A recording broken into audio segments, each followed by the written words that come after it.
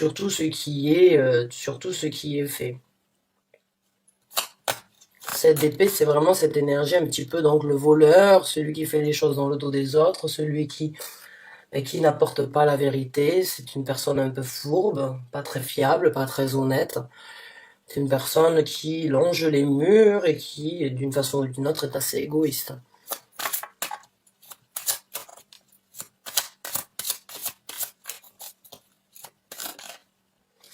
On a le pendu, donc on me parle d'une situation où c'est qu'il y a besoin donc d'analyse. Il y a une situation où vous vous posez des questions.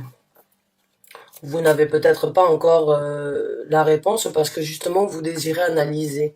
Vous désirez voir, vous désirez donc ressentir et en même temps, on va dire, trouver une réponse, mais d'une façon sage. C'est la carte du pendu, pour moi, elle a cette énergie de réflexion et d'analyse, mais en même temps, elle n'a pas du tout d'énergie d'impulsion. C'est une carte avec une certaine sagesse, parce qu'on sait qu'il y a quelque chose à découvrir, on sait qu'il y a quelque chose à analyser, mais on prend le temps nécessaire avant vraiment donc de s'affirmer sur ce point-là, on va dire, ou bien de se prononcer. Voilà, c'est le mot que je cherchais. J'ai l'impression, c'est pour certains d'entre vous, là, il y a éventuellement un doute concernant une personne, hein. Quelqu'un qui fait des choses dans le dos, qui ne vous dit pas toute la vérité, vous en avez le ressenti. Et au lieu donc de vous prononcer, d'arriver directement avec des accusations ou bien avec des questions concernant, on va dire, cette personne, j'ai l'impression que vous attendez de voir comment les choses vont se dérouler, de voir le comportement éventuellement de cette personne, d'essayer de poser des questions pièges, mais pas trop, on va dire, plutôt indirectes, pas trop directes, afin de voir le comportement de la personne, ou bien la défense de la personne, les mots que cette personne pourrait, j'ai l'impression en fait que vous analysez la situation sous tous ses angles, mais vraiment avec une certaine, on va dire, j'ai l'impression que vous recueillez d'une façon ou d'une autre des preuves, en fait. J'ai l'impression que vous le savez d'une façon ou d'une autre, il y a une certaine intuition concernant ces choses qui ne sont pas communiquées, qui ne sont pas dites, ou bien une personne donc qui fait les choses dans votre dos, ou qui parle dans votre dos, mais quoi qu'il en soit, il y a aussi cette énergie. Vous le savez, vous attendez avant de vous prononcer. J'ai l'impression que vous rassemblez, comme je vous ai dit, des preuves, ou bien donc d'avoir assez, on va dire, d'arguments pour pouvoir venir et apporter votre jugement. J'ai l'impression que vous êtes en train de juger là d'une façon ou d'une autre. Donc on va voir avec d'autres cartes. Merci. Ouais, donc vous jugez par rapport à une prospérité. On a le 10 on a le 10 de coupe.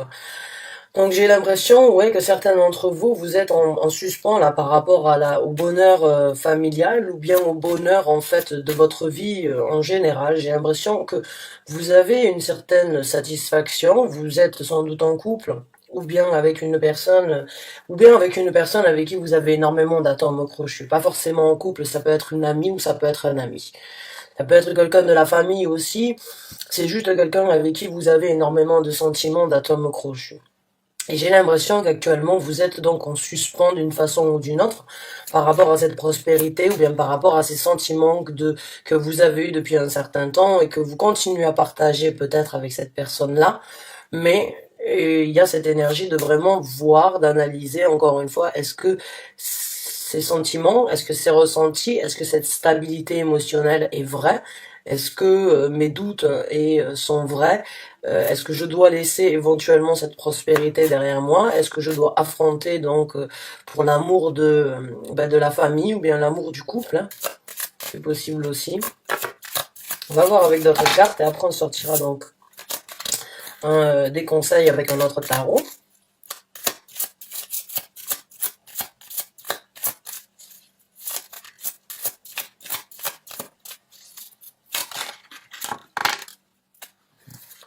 On a donc la reine des bâtons. Donc on a un couple. On a une reine de bâtons donc qui rentre en jeu, hein.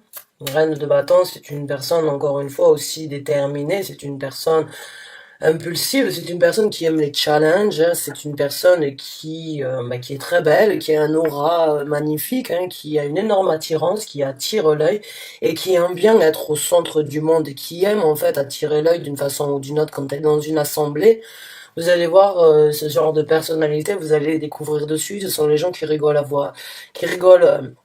On va dire très haut, qui sont très en équilibre avec eux-mêmes, qui arrivent en fait à s'affirmer et qui attire, qui intrigue les gens d'une façon ou d'une autre, du fait donc d'être aussi à l'aise avec soi-même et aussi, on va dire, aussi confident et avec énormément de confiance. C'est une énergie que l'on ressent chez les gens comme ça, hein. Ce sont des gens qui sont dirigés sous l'énergie du feu, donc ce sont des gens qui réfléchissent rapidement, ce sont des gens qui comprennent les choses rapidement. Ce sont des gens peut-être éventuellement aussi qui ont, la reine des bâtons a aussi cette énergie donc un petit peu ésotérique. C'est une personne qui pourrait donc facilement utiliser de la magie sur d'autres ou bien utiliser elle-même de la magie donc pour attirer ce qu'elle veut dans sa vie. C'est une personne qui comprend encore une fois les lois d'attraction, qui comprend les lois donc de polarité dans l'univers, qui sait qu'il doit y avoir une balance dans tout ce qu'on fait, dans tout ce qu'on dit, dans tout ce que l'on veut créer. Donc c'est une personne très balancée qui connaît aussi exactement la manipulation des énergies pour obtenir ce qu'elle veut. Donc ça peut être donc une très bonne, ça peut être une qualité, mais ça peut aussi être un défaut dans le sens où en fait, on peut créer de la jalousie. On peut créer de la jalousie. Certaines personnalités ne veulent pas, certaines personnes ne sont pas aptes à vivre avec ce genre de personnes, de femmes ou de personnalités-là, parce que justement, il y a toujours ce besoin vital, en fait, d'attirer l'œil, ce besoin vital, donc de se sentir, on va dire, au centre du monde. Donc, on va voir avec une autre carte et après on sortira des conseils avec d'autres cartes. Alors, on a le chevalier, le valet donc de coupe, pardon, excusez-moi, on a le valet de denier. Donc, il y a une ouverture sur une nouvelle route qui se présente. Il y a donc des énergies nouvelles, un nouveau redépart, donc ici sur la terre physique. Les valets de denier sont des ouvertures, sont des énergies nouvelles, ce sont des nouveaux plans, mais des plans, on va dire, un petit peu immatures, c'est un petit peu comme les enfants. Ils ont énormément d'imagination, ils ont énormément envie de faire, donc, de créer, et de découvrir. Les vallées, c'est la même énergie, c'est cette énergie, donc, de saisir de nouvelles occasions, de regarder la route qui s'ouvre, donc, encore une fois, sur les deniers, donc, c'est dans le monde physique ici, et congelé qui se dirige vers là, c'est vraiment une nouvelle route qui se présente. Pour cette reine, donc, de bâton. On va voir avec donc le reste des cartes qui vont sortir.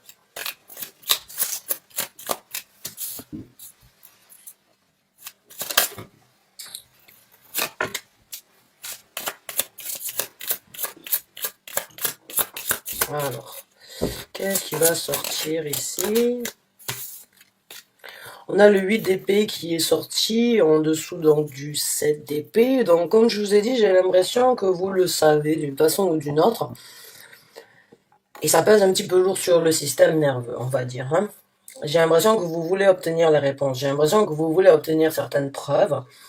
Et que vous vous emprisonnez d'une façon ou d'une autre à trop réfléchir. Hein.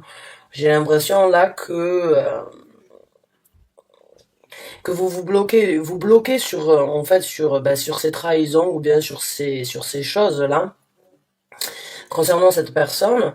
Vous bloquez et puis vous n'arrivez pas à sortir en fait de cette réflexion que vous êtes en train de faire ou bien de cette analyse que vous êtes en train de faire concernant cette personne. Vous voulez trouver les réponses, vous voulez trouver des preuves, vous voulez avoir le cœur, on va dire, vous voulez en avoir le cœur sûr, en fait, avant de vraiment venir et vous diriger ou bien partir sur de nouveaux horizons, mais vous ne pouvez pas le faire parce que vous n'en avez pas de preuves, mais ça vous prend la tête. J'ai ce ressenti que les preuves vont arriver à un moment ou à un autre. Elles sortent toujours au grand jour, on va voir. Mais, la carte des amoureux, donc là, posez-vous la question, hein, là, c'est trouver un équilibre pour vous, la carte des amoureux.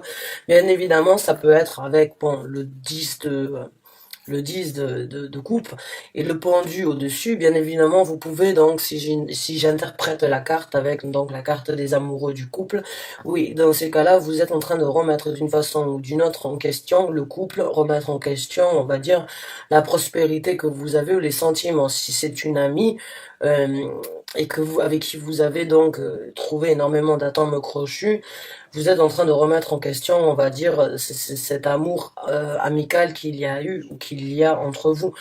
Et pour d'autres, si c'est donc une situation en couple, oui, j'ai l'impression que pour certains d'entre vous, vous êtes en train de remettre cette relation on va dire, en question. Et la réponse, vous allez la trouver à l'intérieur de vous parce que la carte des amoureux nous parle aussi donc de faire ce qui est bon pour nous, de trouver la réponse à l'intérieur de nous, de ce qui est le plus important et le plus, on va dire, ce qui nous apporte le plus de respect, le plus de satisfaction. C'est l'amour que l'on devrait avoir envers soi-même. La carte des amoureux, c'est notre amour propre. On a le 8 donc de coupe, donc oui, il y a une reine qui risque de quitter une situation, donc la reine de coupe avec le 8 de coupe en dessous et le cheval et le valet de denier, donc j'ai l'impression que oui, il y a une reine de coupe une reine de bâton qui quitte donc des sentiments, des ressentis, qui quitte ses prises de tête, qui quitte donc ses douleurs, parce que le 8 de coupe, c'est laisser derrière soi des sentiments, des ressentis, des épreuves et des difficultés qui ne nous servent plus à rien, hein, c'est se diriger vers d'autres choses, c'est aujourd'hui saisir ce qui est important pour nous en tant que personnalité.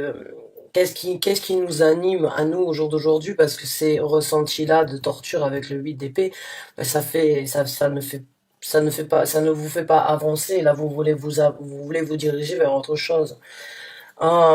Les trois cartes, vraiment, on le regarde, là, ces trois cartes se dirigent donc dans ce sens-là, vers la lumière, hein, je sais que je peux dire ça comme ça, mais j'ai l'impression vraiment qu'il y a donc les choses qui se passent, l'état d'esprit dans lequel vous êtes et ce que vous voulez pour votre futur et vous diriger vers ça.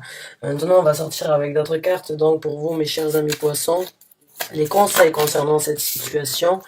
Quels sont les conseils que vous aimeriez donc apporter aux poissons qui se retrouvent dans cette situation, s'il vous plaît?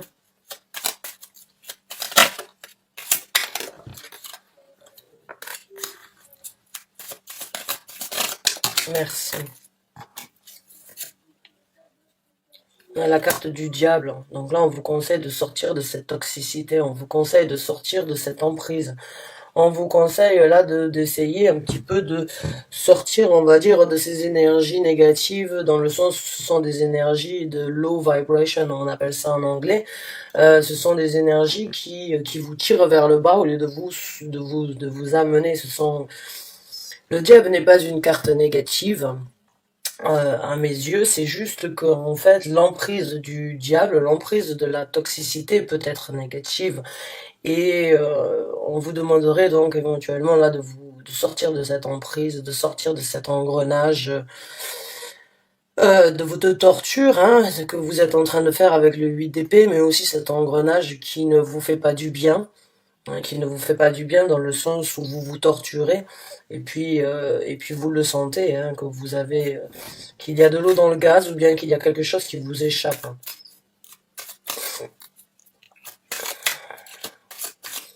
Un conseil encore s'il vous plaît pour les poissons qui sont dans cette énergie et dans ce tirage là, merci.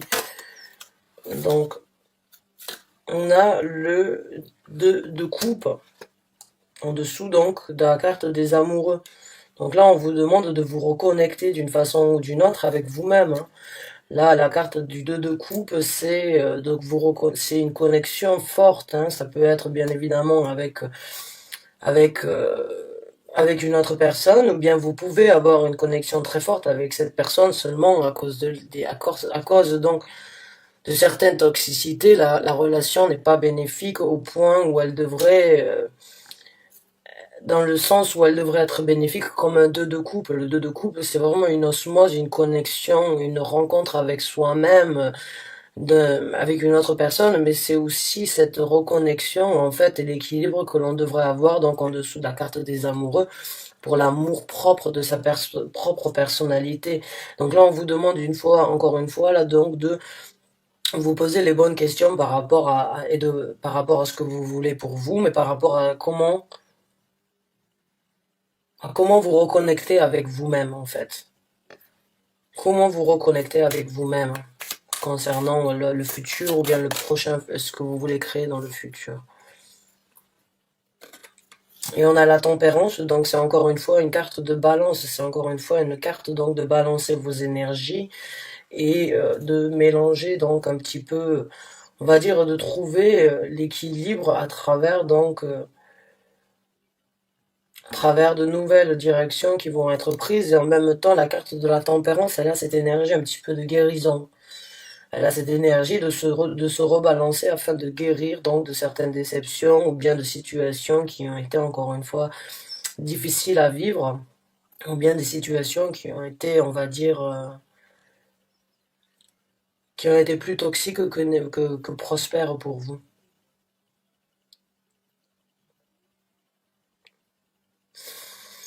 Donc ouais, mon conseil c'est de vous rebalancer, de vous rééquilibrer, de vraiment voir encore une fois ce qui est bon pour vous, trouver cet amour et ce respect pour votre propre amour propre et laisser derrière vous, parce que vous avez de nouvelles opportunités qui se présentent avec le valet de denier. Vous avez la possibilité donc de saisir une nouvelle ouverture pour une nouvelle construction. Les deniers sont toujours dans le monde physique, c'est sûr, ça prend toujours du temps. Ça prend beaucoup plus de temps que de réfléchir, ça prend beaucoup plus de temps de se recréer, donc que de ressentir. Mais c'est généralement sur du solide. Donc il y a des ouvertures pour vous qui se présentent. Et la remise en question, pour moi, j'ai ce ressenti que vous l'avez, la réponse, vous le savez. Si vous avez déjà un doute, il y a une grande différence entre l'intuition et la parano. La parano, généralement, quand on est paranoïaque, on va pas contrôler. Quand c'est de la parano, en fait, on va pas réussir à le contrôler et on va être très impulsif et on va venir à la confrontation et l'affrontement directement. Parce que la parano prend le dessus. Quand on a de l'intuition, on ne réagit pas directement. Parce qu'on sait au fond de soi que l'intuition, elle est correcte. Et on sait, en fait, comme quoi, à un moment ou à un autre, on va obtenir la réponse parce qu'on le ressent. Alors que la parano, elle vous fait agir directement. Et avec le pendu, c'est vraiment cette énergie donc d'intuition et pas de parano. C'est cette intuition de savoir, d'analyser la situation, de regarder la situation sous tous ses angles, parce que notre intuition nous dit de le faire. Si c'était de la parano, vous poseriez la question et vous iriez directement au confrontement, à la confrontation. Or là, c'est de l'intuition parce que vous prenez la sagesse donc d'analyser la situation, parce que votre intuition vous a déjà apporté la réponse. Seulement, ce n'est pas la réponse que vous attendez actuellement, c'est des preuves. C'est des preuves matérielles ou bien c'est des preuves sur un téléphone ou sur, ou sur des courriels. J'ai du mal à parler, donc oui. Les preuves, je pense vraiment du fond de mon ressenti, comme quoi elles vont sortir. Elles vont avoir du mal peut-être à être trouvées, mais elles vont être trouvées. Elles sortent toujours. Elles sortent toujours. Écoutez, mes chers amis poissons, bonne chance, que vous soyez dans un couple, que vous soyez par rapport à une amie ou par rapport à quelqu'un dans votre vie au quotidien. Bon, si vous avez déjà le ressenti que cette personne n'est pas honnête envers vous et qu'elle a fait quelques cachotteries derrière vous, oui, dans ces cas-là, je confirmerai que effectivement cette personne n'est pas très fiable et je comprendrai que vous remettiez tout ça en question. Donc je vous remercie du fond du cœur d'avoir regardé cette vidéo. Je vous dis à très bientôt pour un nouveau tirage. Merci encore.